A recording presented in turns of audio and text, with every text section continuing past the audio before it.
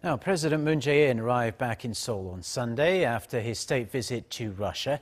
He and President Putin in Moscow signed MOUs on future projects that'll hopefully get North Korea involved in the regional economy in the future. President Moon wrapped up his stay in Russia after cheering for the South Korean team in their World Cup match against Mexico. Hwang Ho-jun with the details.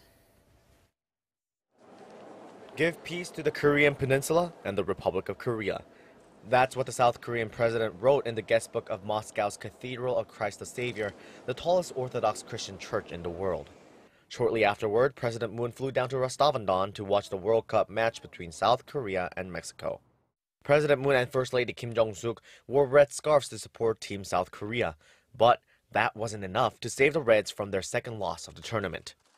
Once the whistle blew on the 2-1 defeat, President Moon visited the team's locker room to encourage the players and coaches, some of whom had shed tears on the pitch.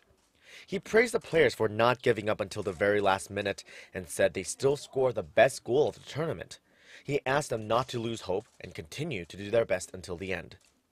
South Korea is scheduled to face Germany to wrap up their Group F campaign on Wednesday.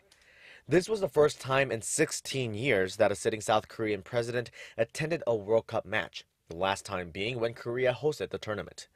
It was also the first time for a president to watch the national football team play overseas. After the first half, President Moon was able to have a short talk with FIFA President Gianni Infantino. It was just about a year ago when the two met in Seoul.